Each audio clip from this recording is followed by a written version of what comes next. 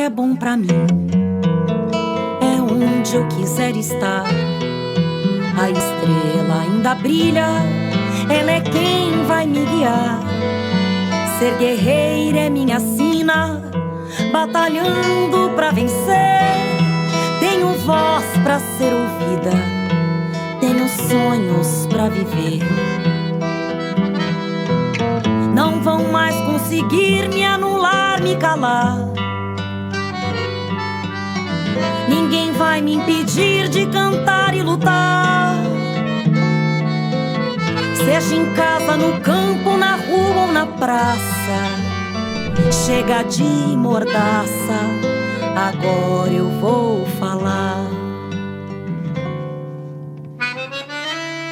Porque eu sou mulher pra fazer acontecer. Eu sou uma delas, são elas por elas, ocupando os espaços de poder. Em 2024, as mulheres do PT se unem para dar um basta aos retrocessos que vinham acontecendo neste país.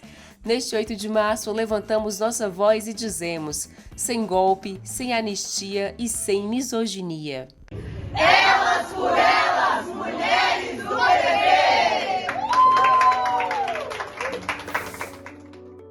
Nós, mulheres, não apenas somos testemunhas, mas protagonistas ativas na defesa de nossa democracia.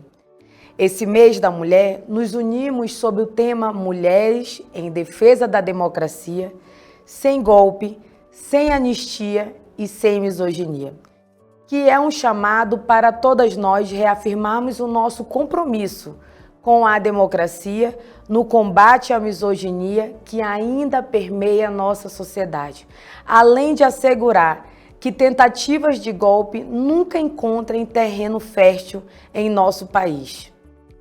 Neste 8 de março, as mulheres do PT se unem por um Brasil sem golpes, sem anistia para aqueles que tentam subverter nossa democracia e sem espaço para a misoginia.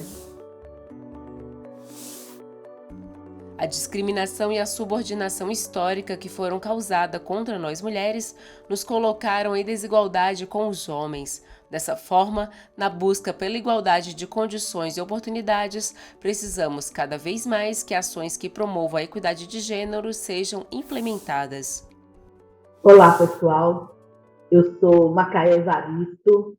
Vou fazer aqui a minha autodescrição.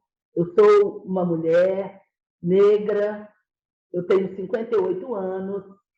Nessa aula eu estou usando uma blusa preta com um colar prateado, com uma flor bem bonita, está aparecendo pouco na tela, um brinco prateado também. Eu uso trança, tenho cabelos crespos e minhas tranças estão amarradas aqui num coque e uso aparelho nos dentes. É uma alegria poder estar com vocês hoje, né? Eu sou deputada estadual pelo Partido dos Trabalhadores e das Trabalhadoras em Minas Gerais. Sou professora e assistente social da Prefeitura de Belo Horizonte e atuei na educação básica, mais de 20 anos na regência, como professora, alfabetizadora de crianças, alfabetizadora de adultos. Atuei na gestão escolar, fui diretora de escola e depois atuei na gestão da educação. Fui secretária municipal de educação de Belo Horizonte, secretária de educação do Estado de Minas Gerais e também fui secretária nacional de Educação Continuada, Alfabetização, Diversidade e Inclusão do Ministério da Educação. Meu primeiro cargo eletivo foi vereadora do município de Belo Horizonte e agora estou na Assembleia Legislativa de Minas Gerais, na função de deputada estadual. Bom, a nossa conversa hoje, a nossa aula, diz respeito à participação, né? Por que a participação das mulheres negras na política é fundamental, é importante. E eu resolvi, né, organizar aqui a nossa aula, trazendo inicialmente alguns dados sobre essa presença de mulheres negras na política, mas também trazendo a reflexão de mulheres negras, né, que atuaram politicamente e que foram muito importantes no debate sobre a presença de mulheres negras na vida pública, no espaço político. Eu queria começar, né, trazendo para vocês algumas informações sobre a desigualdade de gênero, né, de raça e de classe. No Brasil, as mulheres elas ocupam 18% dos parlamentos, né? Essa também não é uma realidade, infelizmente, não é uma realidade somente do Brasil, né? Nós temos, de uma maneira geral, uma subrepresentação das mulheres nos parlamentos, né? Em 2013, nos parlamentos de 76 países, as mulheres ocupavam apenas 18,7% das vagas. E quase 10 anos depois, em 2022, esse número praticamente não mudou. Ele cresceu para 22,9%. Né? Essa desigualdade, a continuar, né, nesse ritmo que acontece, ela só seria superada, ou seja, mulheres passariam a ser 50% dos parlamentos, né, em 2154. Ou seja, daqui a 129 anos, né, de acordo com um relatório do Fórum Econômico Mundial.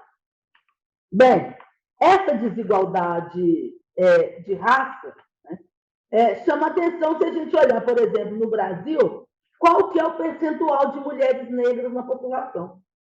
Então, mulheres negras, esse recorte, mulher e negra, hoje, é o maior recorte, né, no conjunto da população brasileira.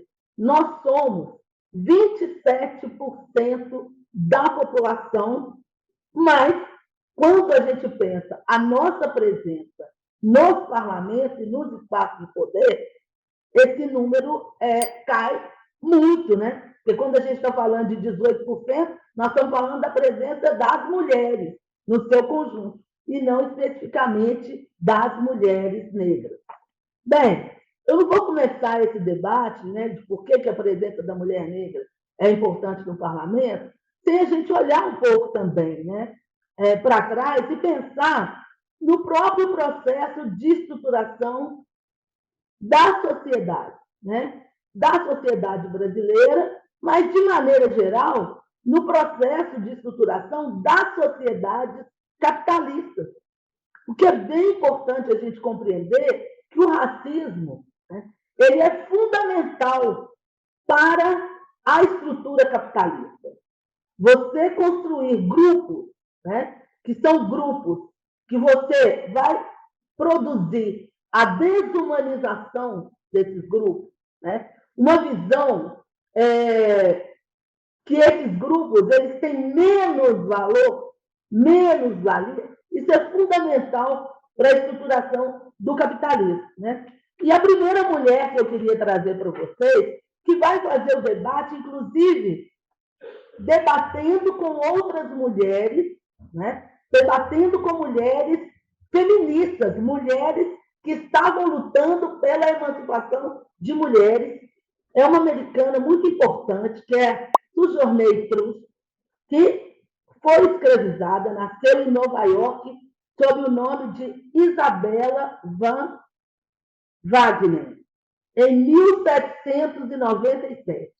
E ela foi tornada livre em 1787, né, em função de uma legislação que aboliu a escravidão nos territórios do norte dos Estados Unidos, né, ao norte do Rio Ohio. Bom, essa mulher ela vai participar, né, de um grande encontro de mulheres que vai acontecer nos Estados Unidos, em Ohio, em 1851. E ela vai fazer uma intervenção nesse encontro, depois de ouvir várias mulheres que estavam ali, mulheres brancas, que estavam lutando pelo direito de emancipação das mulheres, e ela vai fazer ali algumas perguntas para essas mulheres, chamando a atenção, né, sob o ponto de vista de uma mulher negra, de que nós, naquele momento, nós não éramos tratadas nem compreendidas, né, dentro dessa categoria mulher. E ela vai falar, por exemplo, bom, vocês estão dizendo que os homens te ajudam a subir em carruagem. Ninguém jamais me ajudou a subir em carruagem. Ninguém jamais me ajudou a saltar sobre poços de lama. E nunca ninguém me ofereceu um lugar. Ela fala, olhem para mim, olha para os meus braços. Eu arei, eu plantei, eu juntei colheita no celeiro. E por acaso eu não sou uma mulher? Então, acho que a primeira grande reflexão que eu queria trazer para essa nossa conversa, esse nosso diálogo, é a compreensão, né, da humanização, da nossa humanidade. Mulheres negras, historicamente, elas não são compreendidas na sua humanidade, assim como homens negros. E se todo o tempo, né, segmentos autoritários, fascistas, intolerantes, querem reafirmar sua supremacia, é fundamental que eles nos desumanizem e, portanto, não nos reconheçam, né, em determinados espaços. Eu acho que a grande reflexão que a Sojourner traz para a gente é esse. Né? E eu não sou uma mulher? Então, quando a gente se pergunta qual a importância da presença de mulheres negras na política, não é importante, né, a presença de mulheres na política? Não é importante, o parlamento não é esse espaço da pluralidade de sujeitos, de pessoas? Não é um princípio, um pressuposto da democracia, uma cena pública onde todos possam ter voz, ter vez, ter voto? Então, por que nós não somos pensadas nessa paisagem, nesse lugar? E eu não sou uma mulher? É a pergunta que a Sojourner se faz. No mês de março, nós comemoramos as conquistas que nós mulheres tivemos ao longo da história por nossas lutas, mas também reafirmamos o nosso compromisso de continuar lutando contra o machismo, a misoginia, pela igualdade de gênero.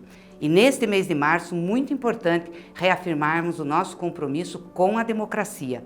Não queremos mais golpes, queremos que aqueles que participaram da tentativa de golpe em 8 de janeiro sejam punidos, é sem anistia. Então, peguem as suas bandeiras, vamos para a rua no 8 de março e em qualquer dia desse mês para a gente continuar a jornada de luta. Um grande abraço.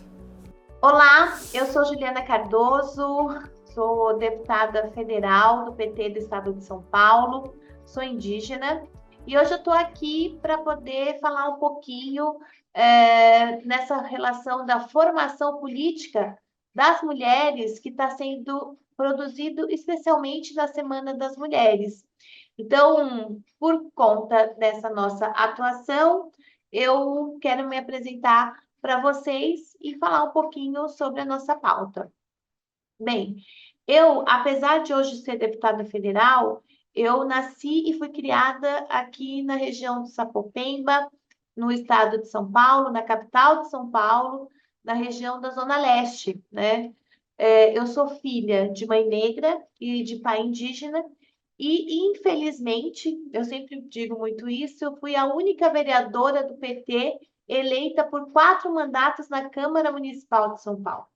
Portanto, eu sempre bato palmas para a iniciativa, né, do programa Elas por Elas, da formação, porque a gente cada vez mais precisa ocupar espaços de poder e decisão, no parlamento ou em qualquer outro espaço que a sua militância se encaixe, se organize. nas lutas, né, que são tantas na nossa caminhada de trabalhos junto com as mulheres, principalmente. Então, venho de uma formação política das comunidades eclesiais de base da Igreja Católica, que a gente fala sobre a teologia da libertação. E em 2008, eu consegui me eleger, né, pela primeira vez, com 28 anos. Naquele período, eu fui a vereadora mais jovem que assumiu a Câmara Municipal de São Paulo. Depois de mim, abriu portas para outros jovens estarem aqui também ocupando esse espaço de poder. Bom, a partir disso, eu entendendo que a nossa militância sempre é muito articulada na luta popular, da luta popular, do movimento social, das causas que são vinculadas à saúde, à defesa da criança, adolescente e juventude, à relação dos direitos humanos, a denúncia, né, incansável sobre o extermínio da juventude, da pobre da periferia, principalmente aqui, quando a gente também fala sobre a pauta LGBTQI+, o quanto a gente ainda tem dificuldade de que a sociedade compreenda, né, que LGBTQI+, são pessoas, né, que são gente, que são pessoas com sentimento e que podem ir e vir para onde quiserem bem entender. Portanto, a gente sempre está trabalhando para que tenha respeito, né? Respeito na igualdade racial, respeito também se transforma para que a gente possa ter muito mais cultura nas nossas regiões, para que a gente tenha uma educação pública de qualidade, para que a gente chegue, enfim, um dia no tão sonhado igualdade de gênero, né? Bom, então, essas atuação, que é uma atuação muito organizada a partir de onde eu entendo da periferia da cidade de São Paulo, de onde eu venho, junto com o movimento social popular, a gente trabalhou em projetos de lei e sem deixar de lado, e aí um pouco eu vou falar sobre isso, a defesa do meu povo, né, do meu povo indígena. E hoje, na Câmara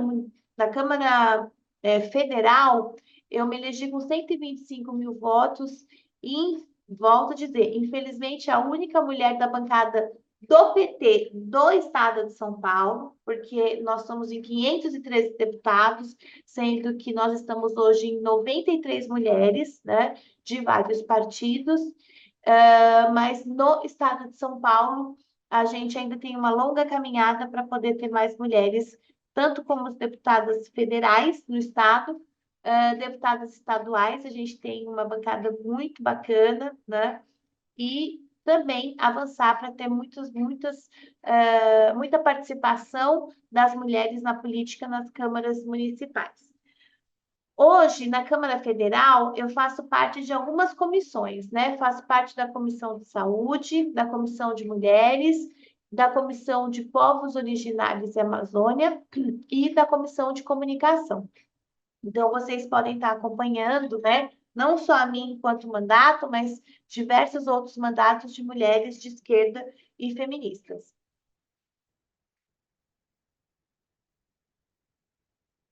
Bom, nós vamos falar um pouco sobre a importância, né, do tema que foi pensado hoje como essa aula de formação. Como vocês percebem, eu não sou professora, né? Mas eu quero trazer questões importantes aqui que sirvam para refletir sobre o meu povo, os povos originários, assim chamados porque são habitantes pioneiros dessa terra. A gente precisa enxergar com com muito profundo respeito e pensar em políticas públicas efetivas que reafirmem a condição de dignidade dos seres humanos, todos eles, né?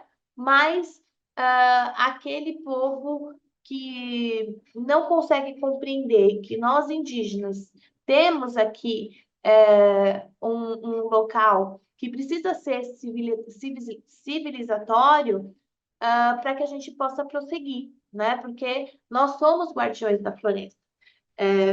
Toda a composição indígena urbano ou indígena aldeado são composições que trazem a referência da mãe natureza, né? Que trazem a referência, principalmente, do entendimento que nós somos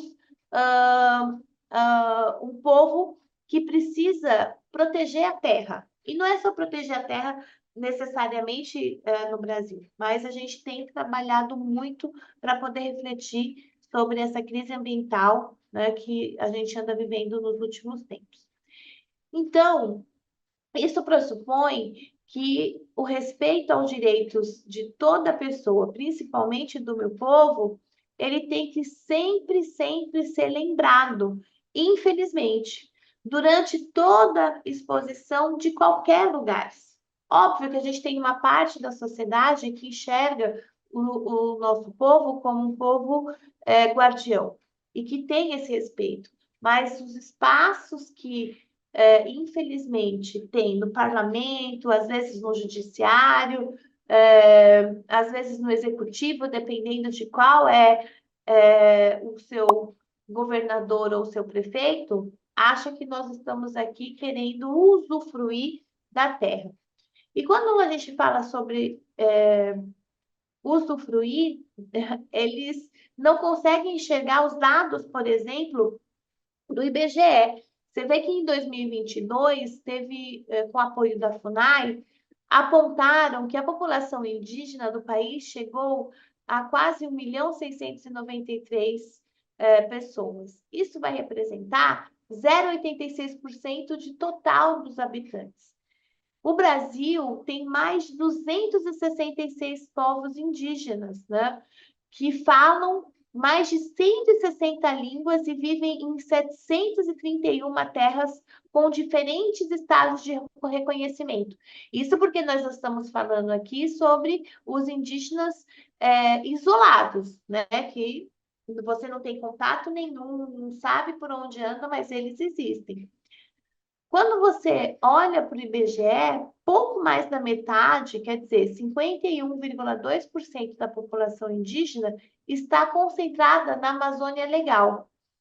E em 2010, quando foi realizado o censo anterior, foram contados 896.000 indígenas, ou seja, em 12 anos teve um aumento de 88%, e esse crescimento é fruto de mudanças do método da pesquisa, porque vira e mexe a gente tem que estar trabalhando com os pesquisadores, né, com os doutorados, mestrando, entendendo que o meu povo, o nosso povo indígena, tem a sua característica e tem formas da sua cultura que muitas vezes não é só colocada no papel por alguém que não enxerga o dia a dia do nosso povo.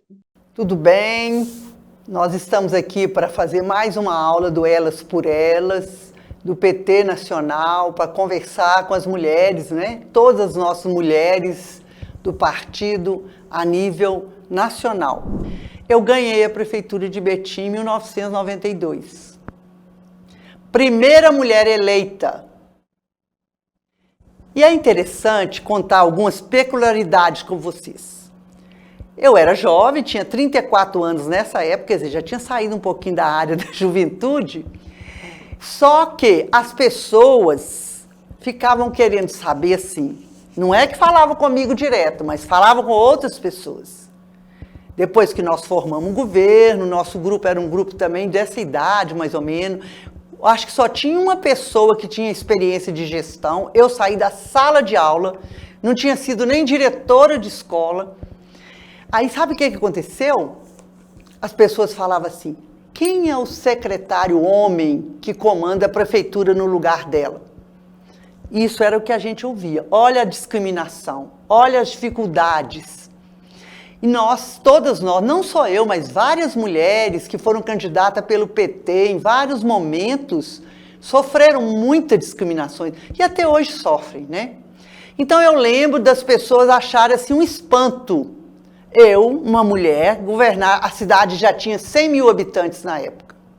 foi muito interessante, porque nós instituímos orçamento participativo, nós trabalhamos a educação, nós implantamos o SUS na cidade, não tinha nada do SUS, da unidade básica ao hospital. Nós implantamos a saúde mental, que já estava na época, né, do movimento de saúde mental, da deshospitalização. E é interessante, gente, que na minha cidade não tinha creche. Era tudo voluntário, era tudo assim, umas casas emprestadas, umas garagens emprestadas, não tinha creche nenhuma. Aí o que nós fizemos? Nós começamos a trabalhar a creche, junto com o movimento de creche. E aí nós reformamos as unidades, construímos unidades novas, fizemos convênio com as entidades das creches para os professores começarem a receber. Isso tudo foi muito importante e hoje eu vejo, cada dia eu vejo como foi importante para as mulheres, para as mães, deixar as crianças nas creches em condições. A gente começou a passar alimentação, não tinha nada disso, era tudo voluntário. As mães saíam no comércio local recolhendo alimento para fazer comida no outro dia para as creches, para as crianças. Então foi um investimento alto.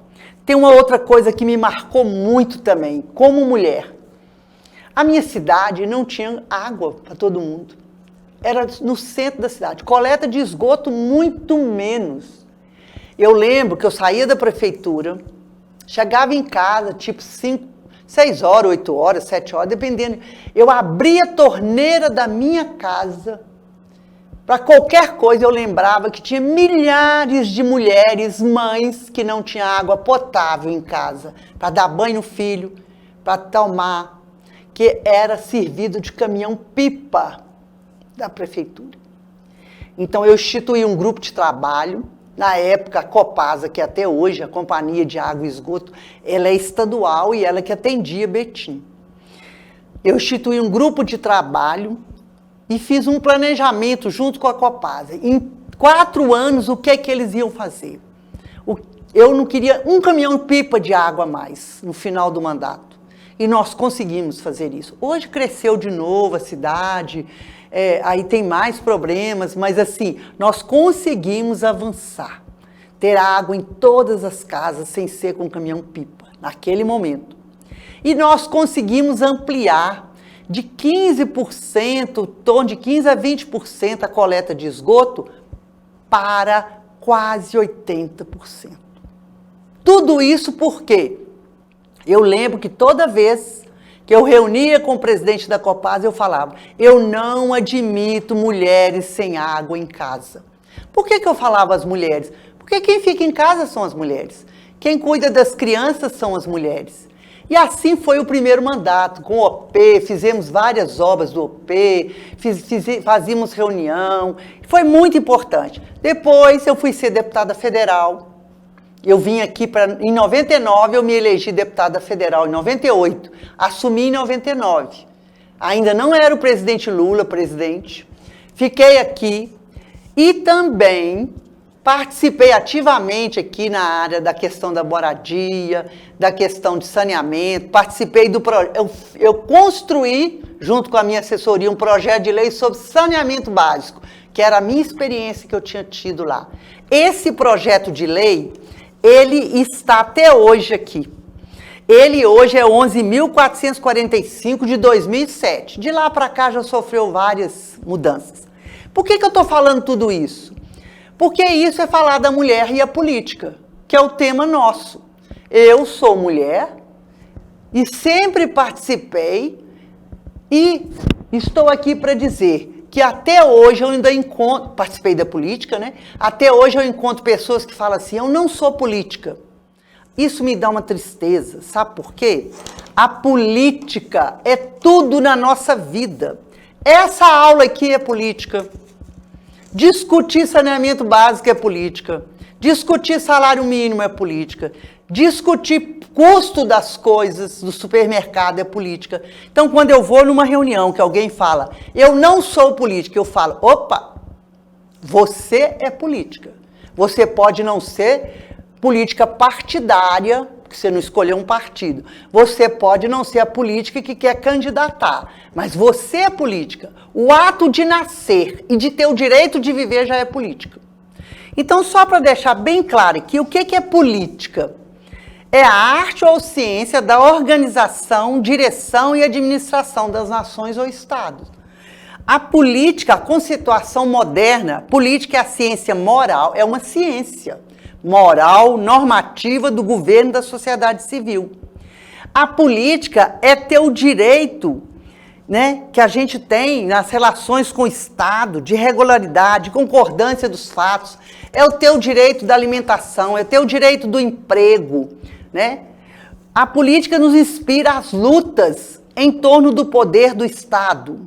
Política está relacionada a tudo. Agora, a política partidária são os partidos onde as pessoas se filiam para se candidatar a deputada, a vereadora, a prefeita. Só que nós, mulheres, nós participamos muito pouco da política. O nosso mundo, a nossa sociedade brasileira, ela é machista.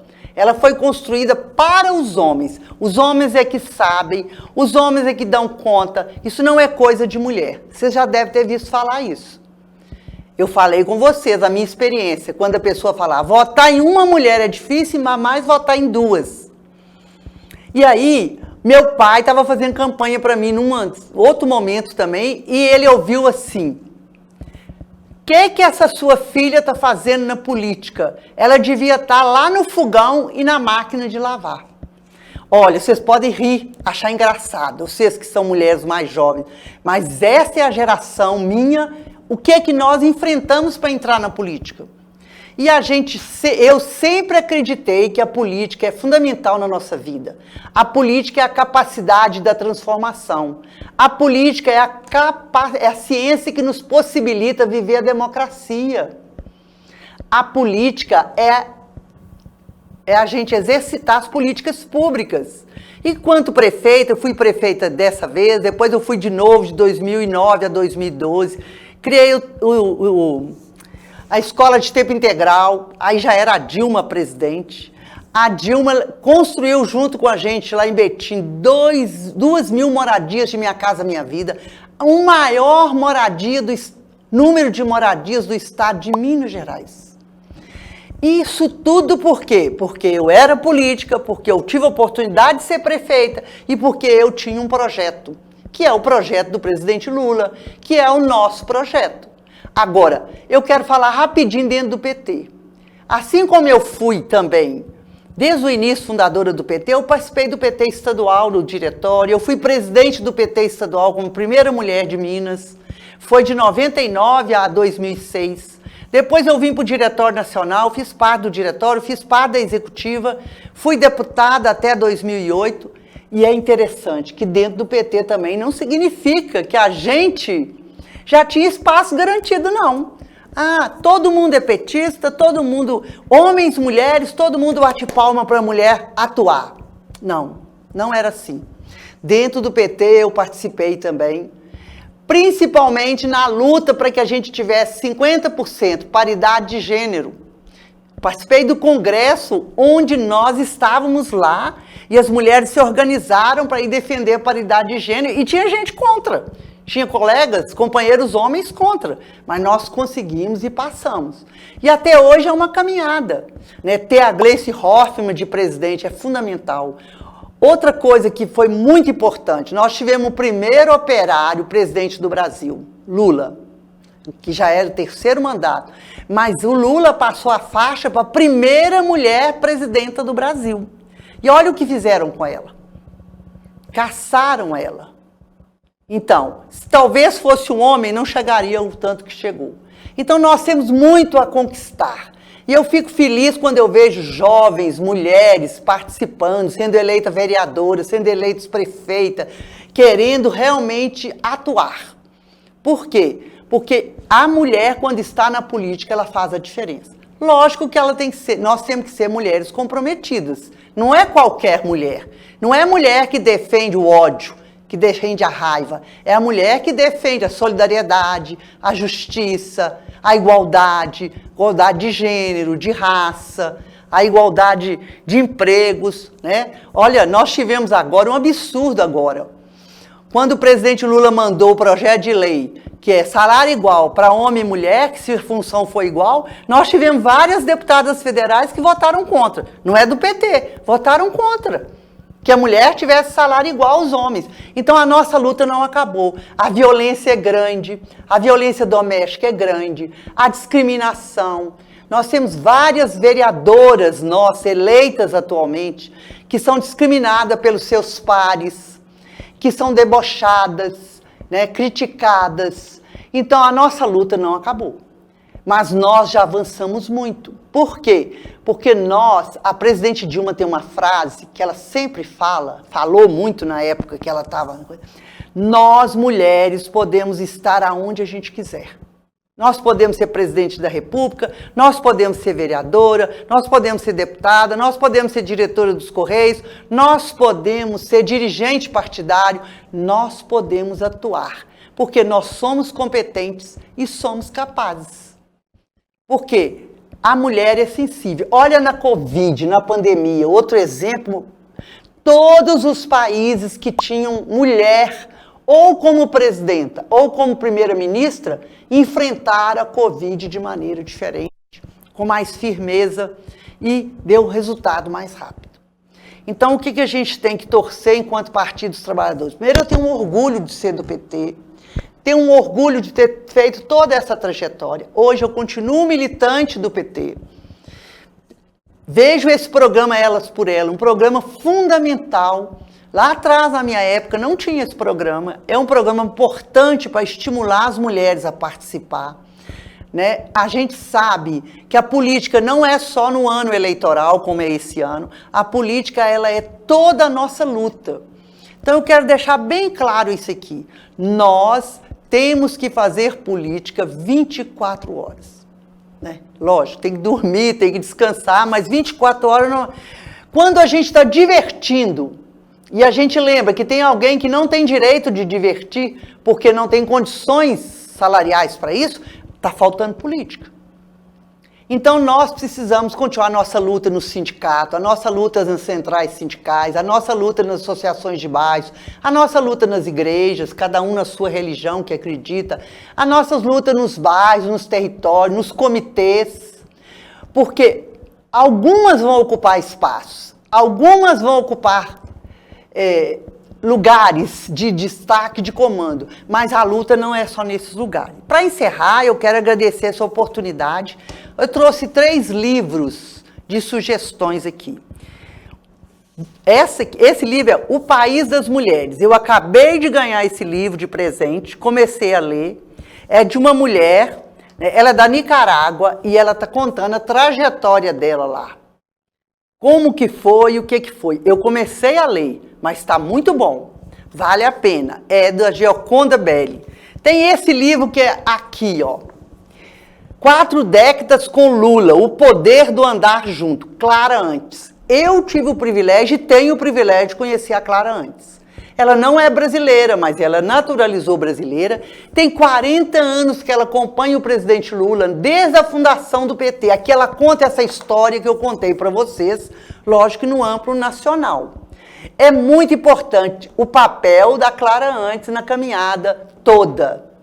Né? E aqui, esse aqui é da minha amiga, nós trabalhamos junto, Tributação e Desigualdades, de Gênero e Raça. Essa é brasileira, mineira, uma jovem mesmo de idade e que já está escrevendo e já fez uma luta grande com outras mulheres para a reforma tributária, para incluir lá a questão de menores custos dos remédios, dos absorventes, para que a gente diminua a tributação. Então, todas essas 3 mulheres, e tem muitas outras, se a gente pegar a Margarida Alves, se a gente pegar outras mulheres da minha época, mulheres atuais, não faltam, são leituras e história de mulheres para que a gente leia e seja inspiração. Muito obrigado, um abraço e muito obrigado e parabéns a vocês do Elas por Elas. Quando a mulher chega ao poder, temos a esperança de um país melhor para todas.